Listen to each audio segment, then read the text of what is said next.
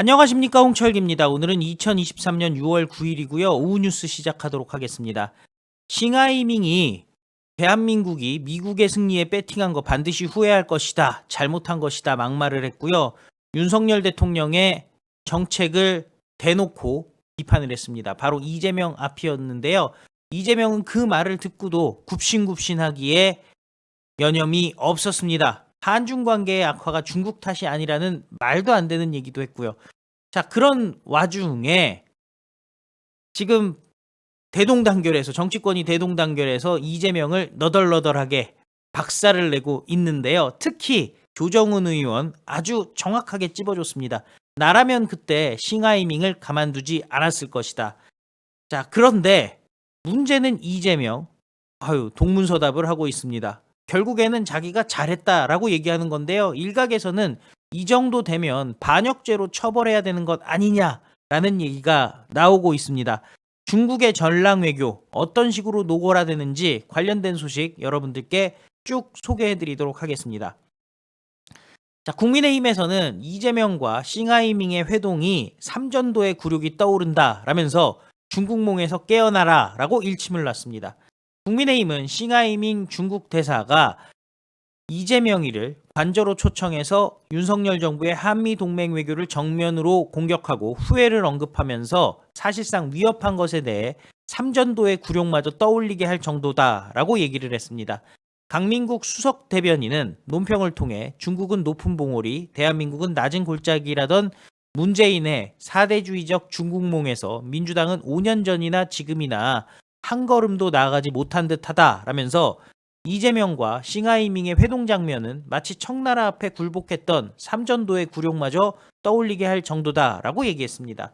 대한민국의 제1야당 대표가 한중 관계 악화 우려의 책임을 일방적으로 한국에 돌리는 싱하이밍 대사 발언에 침묵하는 것은 물론 일장 훈시만 듣고 있었던 것을 과연 어떻게 국민께서 보았을까 의문이라면서, 심지어 싱하이밍이는 중국의 패배에 베팅하는 이들이 나중에 반드시 후회한다면서 겁박에 가까운 말도 내뱉는가 하면 중국 도발과 한미훈련 동시 중단을 얘기하면서 국가안보에 훈수를 두는 외교적 결례까지 범했다. 내정 간섭을 했다는 얘기죠. 귀를 의심케 하는 발언이 쏟아지는데도 대한민국 제1야당의 대표로서 항의는커녕 일본 후쿠시마 오염수에 대해 공동 대응책을 강구해봤으면 좋겠다며 정쟁과 선동의 불씨가 꺼질세라 급기야 중국에 손을 내밀기까지 했다라면서 한국이 하나의 중국의 원칙을 적극 지지하고 있다는 등 대한민국의 공식 입장도 아닌 것을 마치 공식 입장인 것처럼 당당히 이야기하고 저자세로 일관했다라고 비판했습니다. 이런 부끄러운 장면들을 민주당은 당 공식 유튜브를 통해 30분간 생중계까지 했으니 민주당이 대놓고 우리 국민을 대상으로 중국의 주장을 그대로 전달할 기회를 제공한 셈이다 라면서 국익이 최우선이어야 할 외교마저 정쟁에 이용하고 중국의 사대주의적 태도로 일관하며 대한민국의 위상과 국민의 얼굴에 먹칠을 한 야당 대표를 보며 참담함을 금할 수 없습니다 라고 얘기했습니다. 강민국 대변인은 국민께서는 지금 이재명 대표에게 대체 어느 나라의 정당 대표냐고 묻고 계십니다. 부디 부끄러운 중국몽에서 깨어나서 무엇이 진정 국익을 위한 것인지 생각하고 엄중한 외교 현실을 직시하시기 바랍니다 라고 얘기를 했습니다. 자, 이 참 국민의힘 대변인은 이렇게 얘기를 했고요. 김기현 국민의힘 당대표는 이거 내정 간섭이고 심각한 결례다. 이재명이 백댄서를 자처했다라고 비판했는데요.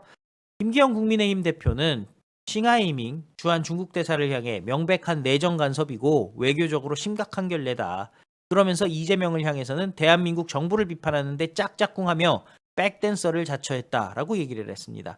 이재명과 싱하이밍이 어제 공개 회동에서 쌍으로 우리 대한민국 정부를 비난하는 모습을 보였다라고 비판했는데요. 싱하이밍은 한중 관계 악화의 책임을 우리 대한민국에 떠넘기는 듯한 발언을 했고 반드시 후회할 것이라고 하는 듯 노골적 비판을 서슴지 않았다면서 명백한 내정 간섭이고 외교적으로 심각한 결례고 강력한 유감을 표명한다라고 비판했습니다. 싱하이밍이 준비한 원고를 꺼내들어서 작심한 듯 대한민국 정부를 공격하는데 이재명은 짝짝꿍하고 백댄서를 자처했다면서 싱하이밍의 무례한 발언을 제지하고 항의하기는커녕 도리어 교지를 받들듯 15분 동안 고분고분 듣고만 있었다라고 맹공했습니다. 민주당 참모들은 싱하이밍의 돈 없는 오만한 발언을 받아 적는 모습까지 보였다면서 민주당이 대한민국을 지키는 정당인지 중국의 꼭두각시인지 의심케 하는 장면이 아닐 수가 없다라고 날을 세웠습니다. 5천만 국민의 자존심에 상처를 낼 권리가 이재명에게는 없다. 지금 민주당의 위기를 극복하고 좁아지는 이재명의 당내 입지를 강화하기 위한 의도다라고 분석하기도 했습니다. 문재인 정권 당시에 대중국 굴종 외교를 일관했던 모습을 다시 재방송한 것 같아 참으로 무겁고 안타까운 마음을 금할 수 없다면서 민주당과 이재명은 국민 앞에 사과하라라고 얘기를 했습니다. 자, 조정훈 의원도 입장을 내놨는데요. 이재명 대표님, 불쾌한 조공 외교를 멈추십시오. 야당의 정부 견제와 비판은 마땅하지만 그 비판이 국경을 넘어가면 절대 안 됩니다. 국회 다수당 대표에게 중국 대사를 만나라고 조언한 참모진이나 그걸 덥석 수용한 이재명에게 묻고 싶습니다. 여러분들에게는 대한민국이라는 국적보다 민주당이라는 당적이 더 중요합니까? 이재명 대표님, 중국 대사가 대표님 앞에서 우리 정부와 대통령을 15분이나 작심하면서 비판할 때 기분 좋으셨습니까? 저 같으면 당장 중단하라고 호통을 쳤을 것입니다. 일상을 살아가는 우리 국민들은 밥자리 술자리에서 대통령을 그리고 정부를 비판할 수 있습니다. 하지만 외국 사람들이 우리나라를 그리고 국가를 대표하는 대통령을 욕하면 화나기 마련입니다. 여러분들은 안 그렇습니까? 특히 후쿠시마 오염수 대응의 핵심은 비정치화입니다. 이를 정치적으로 이용하다니요. 이재명의 중국 대사 방문은 정말 실망스럽고 화가 납니다. 마지막으로 대한민국 국회의원의 한 사람으로서 중국 대사에게 엄중히 경고합니다. 아직도 조공을 주고받던 시대에 한중 관계를 그리워하고 있다면 당신은 이 땅에서 절대로 환영받지 못할 것입니다. 라고 비판했습니다. 자, 이 정도 비판들이 나왔으면은 이재명이 정신을 차리는 게 인지상정일 텐데, 한 귀로 듣고 한 귀로 흘립니다. 이재명은 이렇게 얘기합니다. 세계 경제는 반등하는데 우리만 역주행하고 있다면서 최대 교육국인 중국을 배제한 채 저성장의 늪을 빠져나오기는 불가능할 것이다 라고 얘기를 했습니다. 결국 중국에 붙어버려야 된다는 얘기죠. 참 황당한 얘기입니다. 경색된 한중 간의 경제 협력을 복원해서 대중교육을 살려내고 다시 경제 활로를 찾기 위해서 중국 대사를 만나서 대화를 나눴다면서 수출로 먹고 사는 대한민국이 최대 교육국을 배제한 채 저성장의 늪을 빠져나오기란 거의 불가능하다라고 주장을 했는데요. 자, 이거 이번에 여러분들 보셨겠지만은 탈중국화를 하다 보니까 외국 투자가 40%가 늘었다라는 기사 오늘 나왔습니다. 미국과 일본과 그리고 자유세계 국가들과 함께 힘을 합치는데 뭐가 문제란 말입니까? 이번에 안보리 비상임이사국 선출될 때도 192개국 중에 180국이 찬성했습니다. 아무리 중국이 대한민국에 대해서 위협을 가한다 한들 전 세계는 대한민국을 지지하고 있다는 것이 드러난 겁니다. 그런데도 이재명은 중국만 바라본다? 무언가 수상하죠. 그런데 이게 알고 그런 거라면은 반역이고 모르고 그런 거라면은 국회의원 및 당대표의 자격이 없는 것 아니겠습니까? 자, 이러나 저러나 쫓겨나야 될 것은 한 가지일 텐데요. 자, 지금 중국이 왜 이런 식의 막말을 하는지에 대한 분석이 나오고 있습니다. 전랑 외교를 노골화한다는 것인데요. 중국 대사들이 공격적 언행을 하는 것이 지금 일상화됐다는 겁니다. 최근 각국에 주재하는 중국 대사들의 공격적, 비외교적 발언들이 갈수록 잦아지고 있다는 거죠. 싱하이밍뿐만 아니라 우장하오 주일 중국 대사도 기자회견을 열어서 대만의 유사시는 곧 일본의 유사시라는 인식에 대해 중국 내정의 문제를 일본 안보와 연계시키는 것이라면서 극히 유해하며 일본의 민중이 불길 속으로 끌려 들어갈 것이다 라는 황당한 발언을 하기도 했습니다. 루사이에 중국 주 프랑스 대사는 프랑스 인터뷰에서 구소련 지역의 국가들은 그들의 주권 국가 지위를 구체화한 국제적 합의가 없었기 때문에 국제법상 유효한 지위가 없다고 발언해서 우크라이나를 비롯해서 구소련 출신 국가들의 거센 반발은 물론 국제적인 논란을 불러일으켰습니다. 일국의 정부를 대표해서 타국에 주재하는 대사는 본국의 입장을 대변하지만 본국 인사들에 비해 언행을 신중하게 하는 게 기본이라는 것인데요. 주재국 국민들이 민감하게 받아들일 수 있는 언급은 자제하고 가급적 우호를 강조하는 것이 외교관들의 일반적인 공개 발언 방식이라는 겁니다. 하지만 요즘 중국 대사들의 발언은 다른 나라의 대사들로부터 듣기 어려운 공세적이고 과감한 발언들을 내뱉는 상황이라는데요. 중국 대사들의 거친 발언과 관련해서 외교가에서는 하고 싶은 말은 상대국 정서와 관계없이 한다는 자국 중심주의 냄새가 짙게 배어 있다는 분석이 나오고 있습니다. 외교 소식통들은 중국이 미국의 초강대국 외교를 따라하고 있다고 평가하기도 합니다. 아울러 외교부 대변인 시절부터 전랑 외교의 상징적 인물로 꼽혀온 신강 외교부장이 외교부 수장으로 부임한 이후 중국 외교가 갈등 관계의 국가들과 조용히 갈등을 풀어나가는 쪽보다는 자신들의 입장을 명확히 선포하고 홍보하는 쪽에 확연히 비중을 두고 있다는 관측도 나오고 있다라는데요. 결국 국내 정치를 외교에 적용시키는 외교의 국내 정치화 경향이 중국에서 강하게 나타나고 있다라는 겁니다.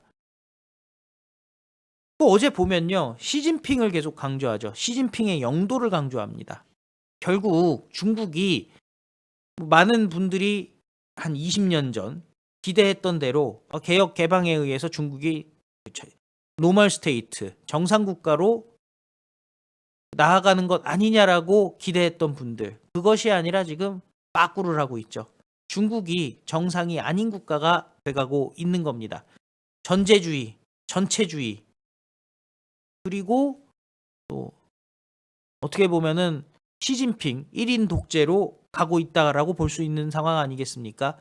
자, 그런 상황에서 이재명이가 중국에게 SOS를 친 거고 중국에게 고개를 숙여서 결국 뒷배경이 되겠다라는 거죠. 전통적으로 대통령이 되는 사람들은 외국과 좋은 관계를 맺습니다.